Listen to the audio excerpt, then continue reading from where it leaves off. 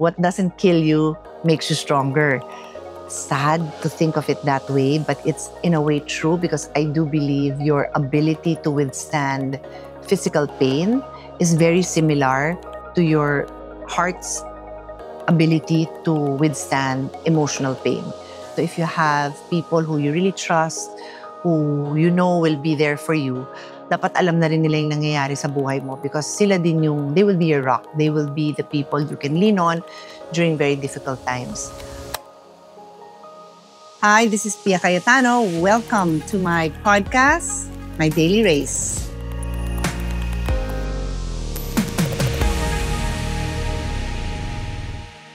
Hi, welcome back. You know, most of our topics have been on the lighter side, day-to-day life lessons, sometimes funny, hopefully educational, not really dramatic or sad. Today might be on that side of the spectrum because our topic is how to deal with loss. It's also difficult for me to talk about because it is based on my personal experiences.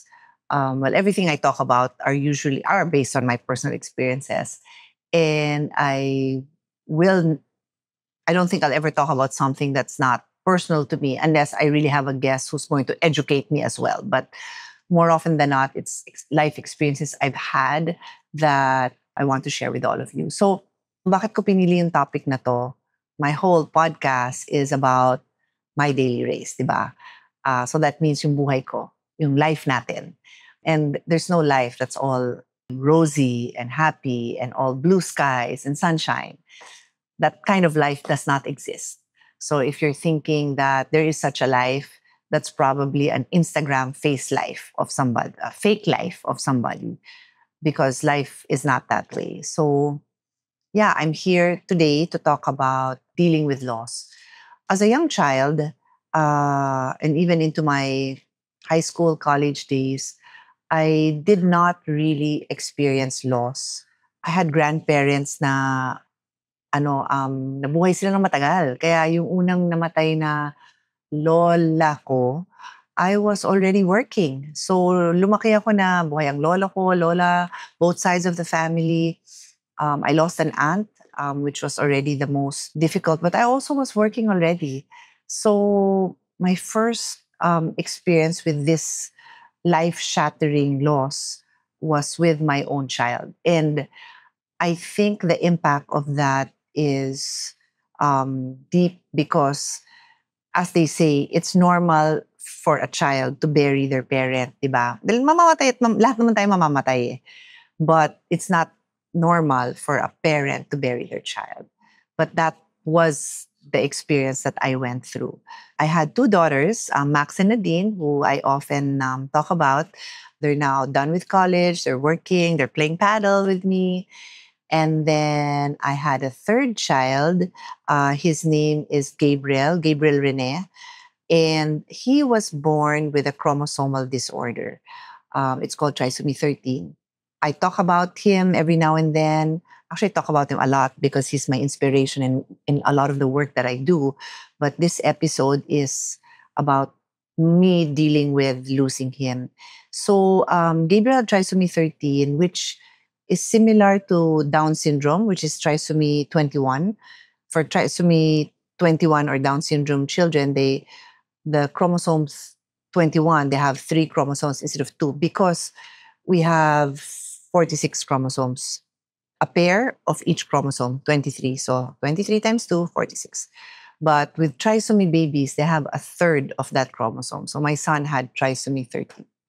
Parang yung, how do you say it, the medical conditions of that child is more severe than Down syndrome babies because Down syndrome, many of them live good lives, no, productive lives. Trisomy 21 babies are often severely disabled. So my son was born looking very normal, looking healthy. He had a cleft lip, which of course is not normal, but it is not life-threatening, yung cleft lip. It's just physically, nakikita mo agad, di ba? Pero what was life-threatening with my son were internally, he had a hole in his heart, he had weak lungs, he had tumors in his kidney, The part that was not life-threatening is the cleft lip and palate. He was perceived to be blind and deaf. Because of parang neuromuscular issues, he probably would never walk or talk. So I was prepared when he was born that he may not live long. But like I said, if you see him, he looks healthy. He was a regular size baby. He was actually my biggest baby. But he had to stay in the neonatal ICU. After a few days, he had to go there because he had difficulty breathing and parang nagkaroon siya ng first case niya of pneumonia. So, long story short, because this particular episode is not about his life, we can talk about that another time. I'd love to talk about him. He had a short but very meaningful life. He stayed in the hospital all his life, and then he was always sick, severely sick, and then recovering, then severely sick again, and then he passed away before his first birthday. That was September 2001. At that time, my dad, who was a senator, was not present at his wake because he had to go abroad for treatment because he had liver cancer. So, although my dad was still very healthy, walang signs of being sick or weak, he was already undergoing treatment.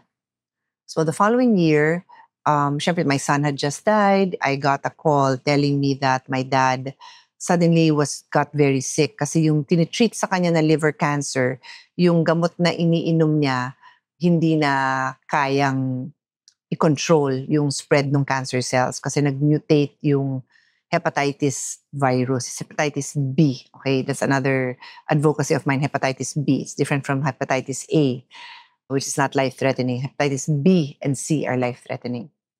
So when I went home, nagulat ako kasi ibang-iba na yung itsura ng daddy ko. He was so payat and parang he didn't seem so sharp. And I learned later on, when you have that kind of liver disease, parang there's a buildup of toxins and it actually causes some degree of confusion.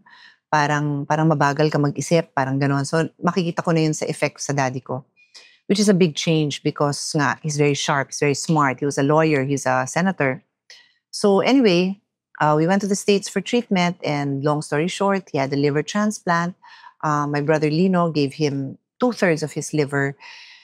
And then my dad lived for another 4 months, and then he passed away. So during the time that my son was born, until the time that my son was born, lived in the hospital all his life, and then my dad got sick and passed away. Siguro that spanned a little bit over 2 years. And they died a year plus from each other. So the impact of their death on me was profound because that's like two loved ones in my life dying one after another and very different ang kanilang role in my life. One is I'm the mom, so I have the more active role. Dahil baby yung anak ko.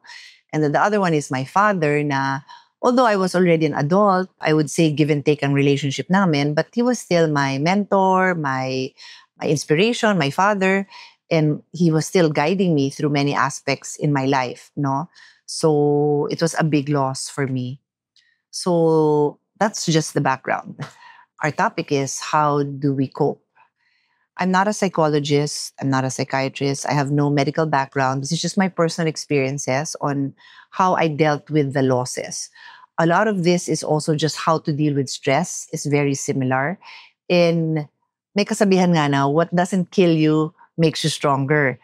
Sad to think of it that way, but it's in a way true because I do believe your ability to withstand physical pain is very similar to your heart's ability to withstand emotional pain. It's like a muscle. It's like a muscle that has to be built. It's like exercises that if you keep doing it, you get stronger. Di ko naman ibig sabihin na mamatayan ka na lang ng mamatayan para lumakas ka. Hindi yon.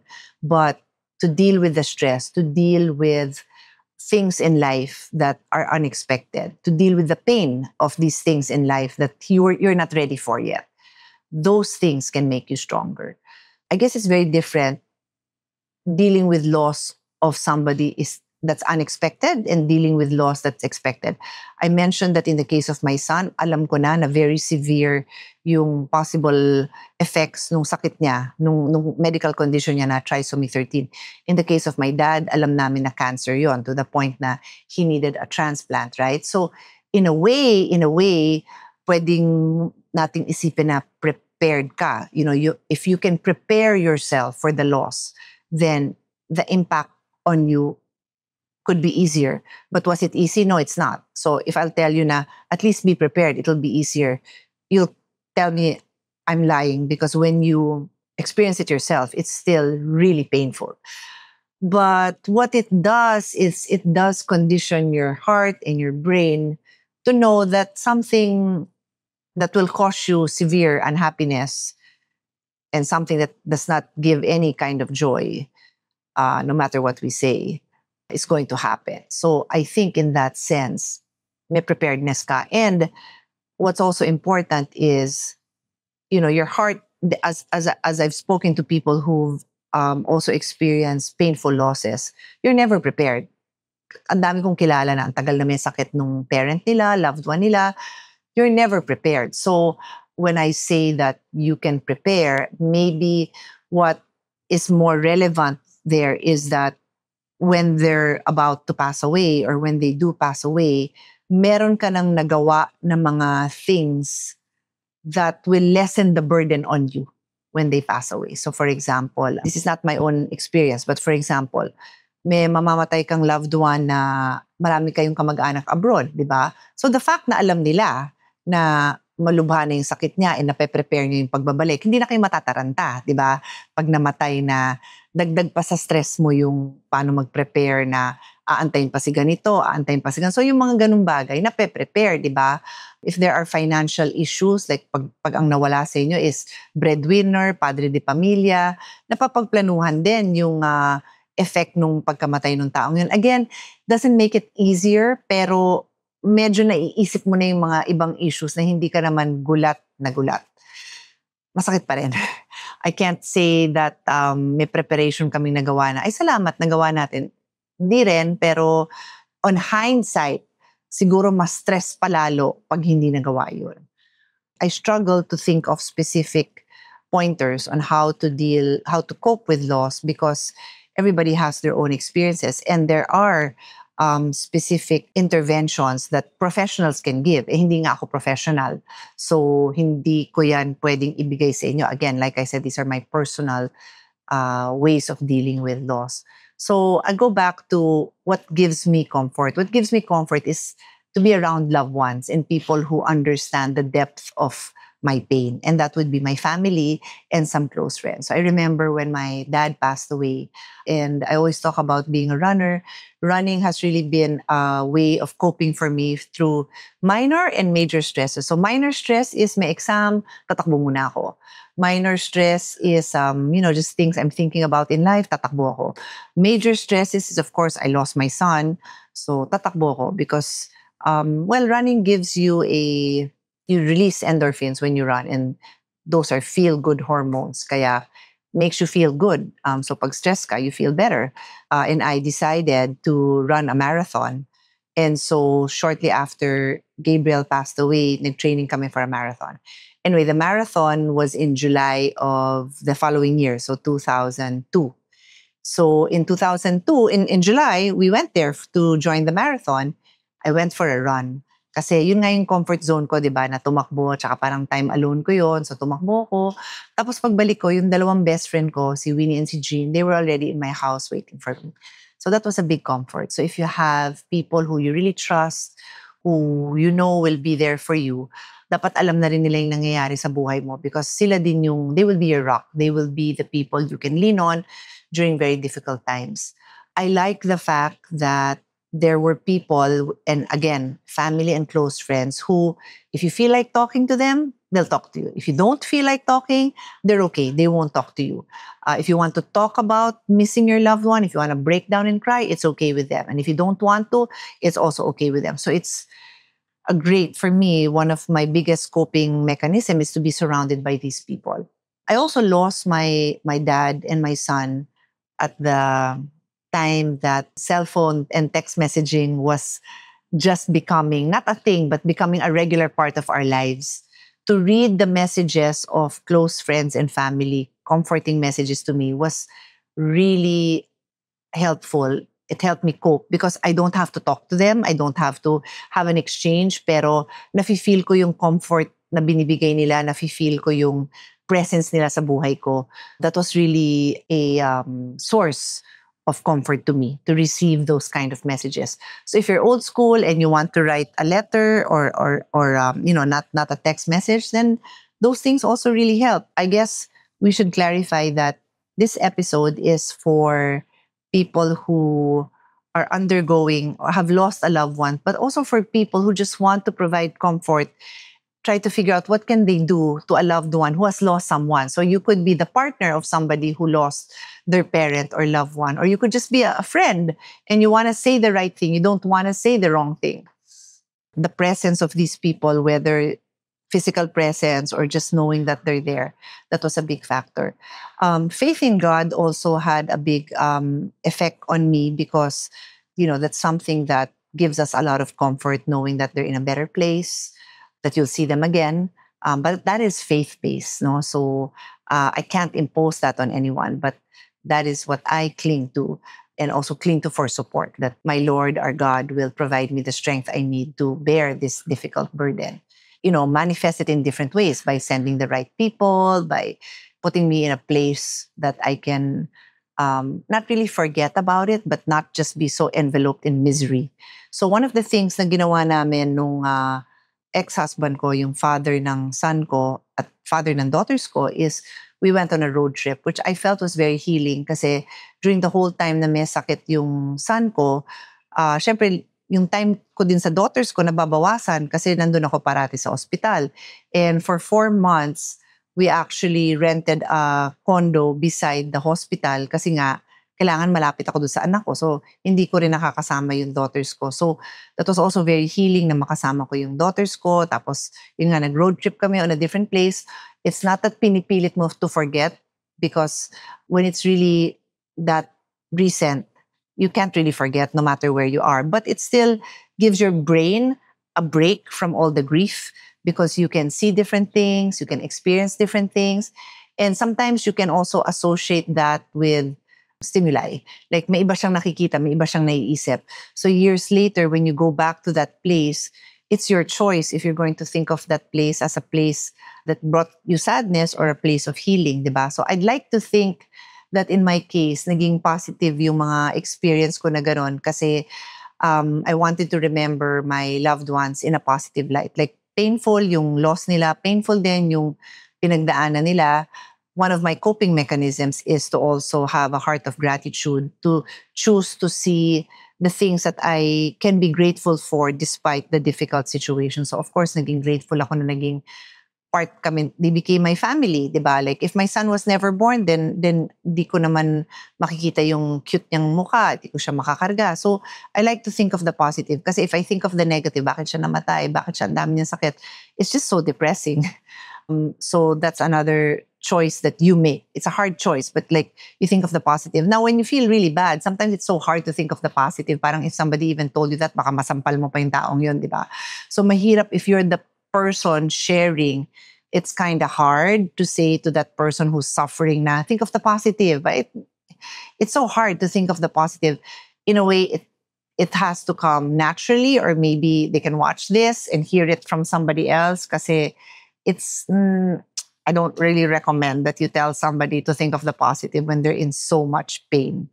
But there is value in trying to see not the positive, but what you can be grateful about in life in general, if not, for those circumstances. So nakatulong din sa akin yon kasi when I also think of what I went through during the times that they were sick, and this goes into having a balanced life, also being able to not neglect your other priorities, it helped that I also had other things in my life going on, like my other daughters, diba? I had to also still find time to be with them, to nurture them, to be a mother to them. And then I also had work. So pag inisip ko din lahat yon, nakakatulong sa akin yon now na meron din akong, parang there were other aspects of my life that weren't falling apart. May okay pa rin naman nangyayari sa buhay ko. So parang it lessens the burden or that pain, like yung heaviness nun kasi may mga okay din naman na nangyari by choice, no? Like, hindi ko naman give up yung trabaho ko, nakapagtrabaho pa naman ako. Yun nga, may mga anak ako, I had the support of many loved ones. So, malaking bagay yun. Another thing that can be very helpful is journaling. At that time, I wasn't very big on journaling, but years later, I did. But if you can make a habit of journaling, just writing down your thoughts, kung wala kang energy, because sometimes it also takes a lot to write down your thoughts, then even just write something that happened that day, like I was able to visit, heart. I'm talking about nung buhay pa yung loved one mo, di ba? But even when you're undergoing, yun nga, yung pag namatay na, kung ano yung na-feel nyo, sulat nyo kasi ang laking tulong din ng journaling. Um, Looking at albums and photos is also a great way of coping. It actually triggers a lot of pain. And in the beginning, for me, it's so painful. And some would say, wag mo na lang kasi tingnan if it's bringing you so much pain. But on the other hand, it also helps with the healing kasi when you see those happy photos, even though you're so sad na parang wala na to, natapos na tong happy time of my life, wala na to. Eventually, if you have an open mind, if you choose to be grateful, that will also be embedded in your brain na it was a good life. I was blessed to have this kind of father. I was blessed that my daughters got to know their brother kahit short lang, kahit never siya nakauwi sa bahay namin. Kahit papano nakilala nila yung anak ko na kapatid nila. So by looking at photos, you can also reframe your memories. That's your choice. Kaya a lot of what I'm saying are possibilities, but it also includes that willingness to reframe your perspective on this very, very painful and difficult part of your life. You can look at those photos and just be really sad. And there are days that ganun lang yung feeling mo. But I force myself to say, thank you, Lord, for the life I've had with them. You know best. Even though I almost don't mean it because hindi nga ako grateful na namatay sila. Pero thankful naman talaga ako dun sa buhay. So kaya kong sabihin yun. Then eventually, parang feeling ko na-reframe. In my case also, I had the pleasure of putting up a foundation in memory of my son, Gabriel Symphony. So for many years, it was a great source of comfort for me kasi pinaghahandaan ko yun. Every year, may event kaming malaki, which is our annual fundraiser in his memory for children with disabilities like him. So parang mas nagkaroon ng meaning yung buhay niya, yung maiksing buhay niya had more meaning for me because he lived on in the life of others. With my father, I didn't have to put up a separate foundation because he already had a foundation na tinuloy ko lang naman. Tumutulong sa mga educational support sa mga tao, sa mga bata, including sports sa mga bata. So I take a lot of pleasure in using them as my source of inspiration. And then just talking about them, whether I talk about them one-on-one with a good friend or now publicly in a podcast or, in groups, I talk about them because their memory now brings me joy. It continues to bring me healing and joy. Minsan may sadness pa rin kasi ang tagal na rin, it's been 20 years since they passed away. May sadness pa rin na sometimes natitrigger na bigla ako maiiyak and hindi naman masaya yon. But now, more often than not, I can speak about them with joy because I've had those enriching experiences in my life. Not that I lost them. There's nothing enriching about that. But the impact they've had on my life, that part by now gives me so much pleasure. Hindi na nga siguro coping. It literally gives me pleasure already. So na-transform ko na yung coping to how can it give you joy? Kasi it already gives me joy. Their life gives me joy. Not their passing, but their life. Their whole life as a whole. I'm able to transition that pain to coping to joy. Again, it's not always that way. There are sad moments, but generally, yun. And I guess I'll end with this. On special occasions, whether it's Christmas, on the birthday of my dad or the birthday of my son, or on their death anniversaries, we still gather as a family, and then we share memories. So like in the case of my kids, my two daughters were young when their grandfather passed away, and of course there's their baby brother. They remember him, but they were also very young. And then Lucas, my son, never knew them. So we tell stories, and that is not just coping, but yun na nga, it gives joy because I like to share these stories of my father and my son with them. So those are the stories that we share over a meal, even while walking, when we go to places like my dad used to bring us to Hong Kong nung bata kami. And so when I still get to go to Hong Kong with my kids or my other brothers, naalala namin yung daddy namin kasi doon niya lang kami nadala. Wala yata akong ibang biyahe outside of the country with my dad except sa Hong Kong. So yun yung memory ko of Hong Kong with my dad. Yung favorite hotel niya, kung saan kami naglalakad, bumibili ng buko. Nasa Hong Kong na nga, buko pa rin yung binili. Those are our memories. And then in my case, I wrote a book. I wrote about my daily race, which is the inspiration of the title of this podcast. That one is really about my life as a mother, a senator, a triathlete, but a lot of it has inspiration of my dad. And then the next book I wrote was Lessons I Learned from My Father. That one is really dedicated to my dad, to dream the impossible dream, because that was his dream. So writing, hindi man ako naging journaling. Actually, hindi ako nag-journal, pero yun na rin yung start nung blogging, which I did. And then I turned the blog into a book. So technically, yun na rin yung journal ko. So yeah, let me know if I hope these were helpful for you if you're going through a loss, or even just living with a loved one who is sick, who is suffering. I hope that was helpful. I'd be happy to hear your experiences. If you like it, I'm sure meron pa akong mahuhugot na ibang coping mechanisms. And if you want how to cope with the loss of a loved one, meaning a boyfriend or a girlfriend, pwede rin. Let me know. Iba naman yon, pero masakit din yon. And kailangan din ng maraming coping mechanisms dyan kasi yun hindi pa namatay. Nandyan pa, makikita mo pa, nakakainis lang. If you know people who will benefit from it, by all means share it. And I'll also give resources below because I read books about it. That's I have to remember. That's another coping mechanism. There are good books on how to deal with grief. You can read about it. There are grief counselors. My good friend Kathy Babao is a grief counselor. She actually gives like therapy sessions with people undergoing the loss of a loved one. Because Kathy, like me, lost a son. So yeah, I've actually referred people to talk to her. So anyway, I hope you found some peace and some are somehow blessed by this episode.